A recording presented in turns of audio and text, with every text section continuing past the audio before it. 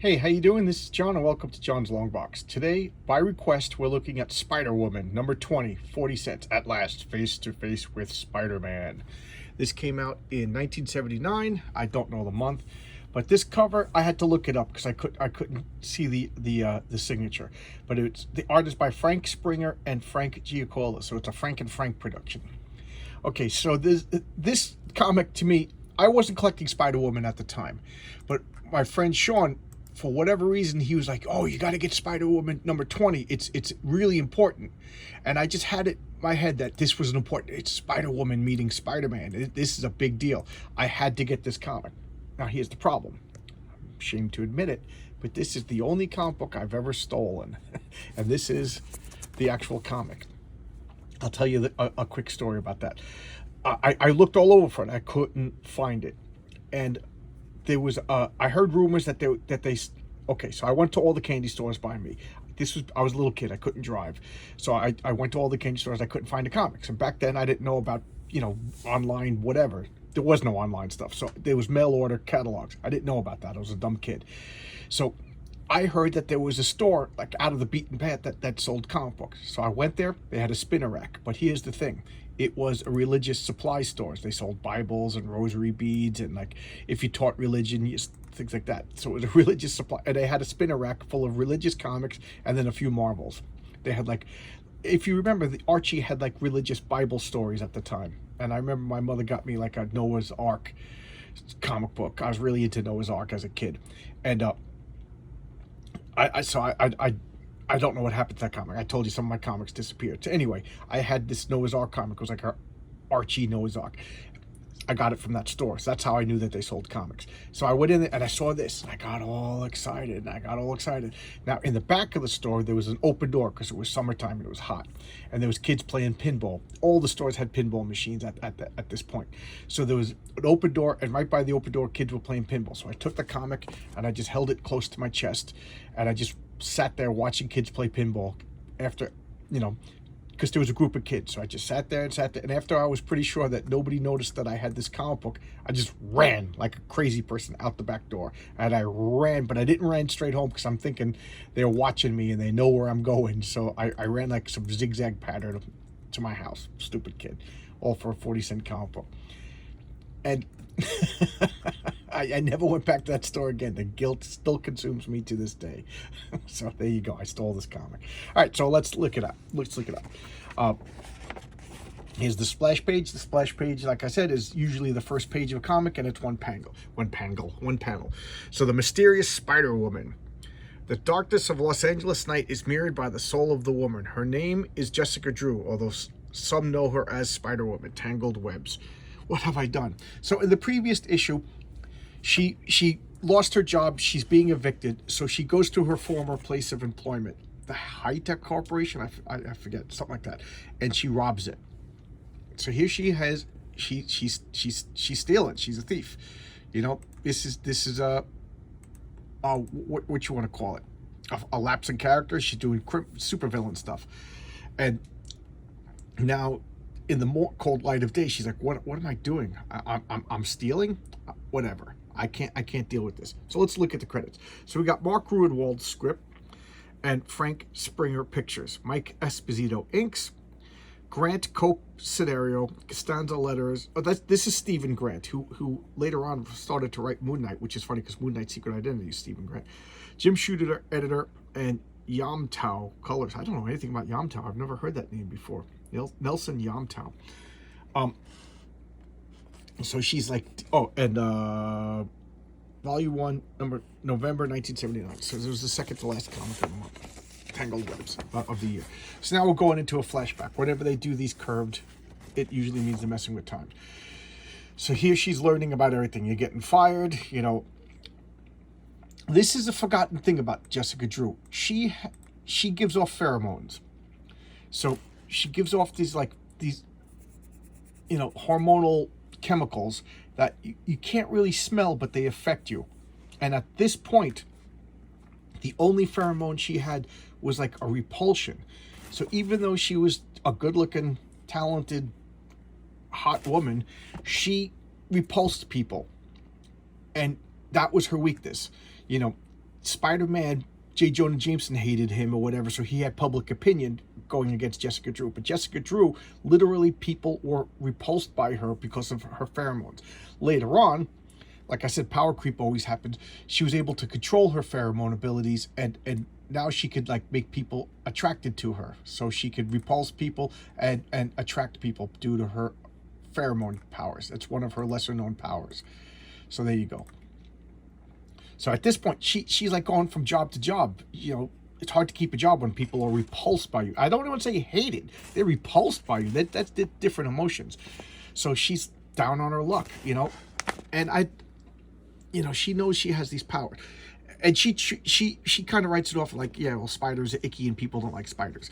So she's, you know, she's private detective. She can't get clients because people are repulsed by her. So she's down and out. And they're sticking to the Spider-Man tradition of like, you know, Spider-Man never catches a break. So she you know, she puts on her wig and she's going to the Hatros Institute to rob it because she's like that destitute. Is that the word? Desperate, destitute. So here we go. Some NBC Saturday Morning Peacock Club, and she robs the bank. And why does she do that? Why? Because Adrian Hatros, the owner of the company, turned into Necra, and she was a supervillain. So she's like, I'm robbing from a supervillain, but you know, she's still robbing. And here's another one of powers. She, like, you know how some spiders could make like I don't know, like a parachute on their webbing and float, so she could fly away. She could stick to walls. I don't remember if she has like a sixth sense or anything like Spider-Man or spider sense, and she could fire bioelectric shocks.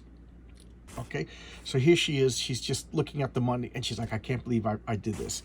And so she's putting on her costume again, and she's going back to return the money. Okay, she had a momentary lapse of conscience, and by all the coincidences in comic books, Peter Parker has been assigned to go out to LA to get photographs of the Hatros Institute because they were like some sort of leading in their field of like biochemicals and whatever nonsense, magic science.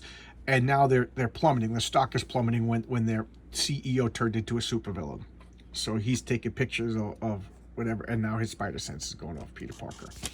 So, you know, those coincidences that only happen in comic books. So Peter Parker's like, what's going on? And he finds Spider-Woman, Jessica Drew, returning the money. But this is out of context. He thinks that she's stealing the money. I mean, you know, can you blame her? And keep in mind, Spider-Woman's not a household name. And I find this a little bit implausible. She doesn't know who Spider-Man is. Well, not that she would know who Peter Parker is, but, you know, so she's like, oh, crap. So she blasts Peter Parker with this bioelectric sting, and she leaves. You know, she's not... She's a flawed character. Jessica Drew is a totally flawed character, which made her really interesting. Remember, she started out as a villain. She started out as a mind-controlled villain by Hydra. And then the Knights of Wundagore, very convoluted, very convoluted. If they ever bring her into the Marvel Universe, they're definitely going to clean up her convoluted backstory. So she's running out. She's get out of there. He recovers faster than normal because he's Peter Parker. So he's like, oh, God. So he changes into Spider-Man, and he's going after her. And she's like, oh, I can't believe this. You know, I robbed the place, I returned it, and then I assaulted somebody. You know, she's going through a gamut of guilt, and she should, because she's a hero. She shouldn't be doing this stuff. And she realizes that she darn messed up. And Spider-Man catches up, and she's like, who is this? She doesn't know who Spider-Man is. And I thought this was unbelievable. How do you not know who Spider-Man is? But in comic book time, this is the 20th issue. She hasn't been around a long time, and she was raised in Wundagore, and she was in suspended animation. So, all right, I'll give her that. She doesn't know who Spider-Man is, and obviously Spider-Man doesn't know who Spider-Woman is. So she, you know, sticks to the walls, and he's sticking to the walls, and she's like, wait a minute, you're Spider-Man, I'm Spider-Woman. So they have the obligatory, like, fight scene. So she, you know, she's blasting his web, she's dodging, you know, a little bit of... Not the most exciting fight in the world, and she has spider strength too, so she's trying to knock this onto Spider-Man, trying to murder him, you know. And Spider-Man, of course, catches it. He's stronger, and she's like, "Us super people, you know, I'm Spider-Man." So here he is introducing himself as Spider-Man, and we got these baseball cards. I already talked about them. So she's telling her whole convoluted backstory, which is a nice way of bringing up new people. Jim Shooter's policy was that every comic book is somebody's first comic, so every once in a while you should refresh. So her parents worked for the Jason Wingard, who became the High Evolutionary, and the High Evolutionary did unethical experiments on their daughter, and there you go. So she put her in suspended animation because the experiments were really, really harmful. And he wakes her up. Her parents are now dead. It's decades later, and the High Evolutionary is keeping himself artificially alive in this like Doctor Doom type of armor, and he has all these animal people. And then he leaves her with this Bova woman, and he flies off into space. And now she's like living in like Eastern European, like near Doctor Doom's land, in this magical mountain Wundagore that you saw in Doctor Strange in the Multiverse of Madness. It was the same mountain that Wanda went to. It's a big deal in Marvel. That was funny because I said to my wife, I'm surprised that they didn't introduce that mountain earlier, given how important it is in the history of Marvel. So she gets captured by Hydra. She gets brainwashed by Hydra, and they bring out her spider powers, and they tell her, because this was originally her origin. They told her that she was created by Hydra, like she was originally a spider that they mutated into a human form and turned her into a villain. Then she turned out that, they didn't like that origin, so they gave up this convoluted Wundagore background. They added that on later, and she learned her true story. And so Spider-Man's feeling a little bit bad for her. He's starting to realize, like, she talks about these pheromone powers that makes people hate her. They fight a little bit more because that's what superheroes do. And he's gonna end up giving her a break, and just like, all right, okay, you return the money, no harm, no foul, just get out of here. So that's what they do. He feels bad for her, and there you go. That's the end of the story. Gives her a kiss on the forehead, and then leaves her alone. And she's like, well, now I have a friend. But he didn't stick around long enough to be affected by the pheromone powers that she has, her weakness, or maybe he's just super, so it doesn't affect superhero. I don't know, whatever. It's one of those things that, like, it's brought up when it's convenient, and it's forgot about when it's convenient. And I do kind of like that they addressed it in more recent years. I think it was Brian Michael Bendis added her other pheromone powers to influence your emotions. So which is really good now that she's a private detective. So she could make people trust her and get information. That would be a really good ability for a private detective to have.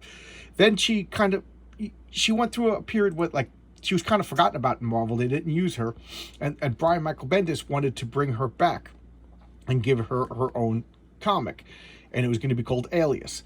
And he was telling all the editors, and I think they greenlit it for a while, but then he started telling everything that was going to happen, and they're like, no, you can't use Jessica Drew, which turned out to be a good thing for Bendis, a blessing in disguise.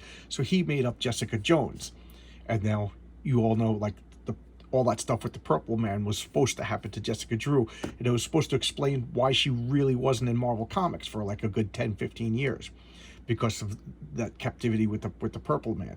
But they didn't want one of their characters to be tarnished like that, so Brian Michael Bendis made up Jessica Jones and, like, retrofitted her into the Marvel Universe, that she went to high school with Peter Parker and stuff like that.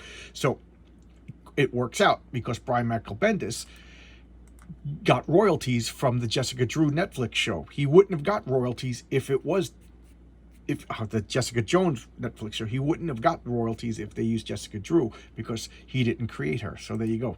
An editorial decision ended up becoming a financial windfall for a Marvel guy, Brian Michael Bendis, who I'm not a big fan of. All right, so there you go. This was a request, and I'm glad somebody requested it because it was a fun comic to check out. And if anybody else has any other requests, if I have the comic, of course, I'll do a showcase on it. I love when you guys request stuff, because the hardest thing is for me to brainstorm and come up with the comic. I could just go to a box and pull out comics at random, because I read, all the comics that I read, I pretty much, have them because I like them. So there you go. Almost any one of them would be a good choice. But if you guys request it and I have it, of course I will showcase it. All right, I'll see you tomorrow with another video. Bye-bye.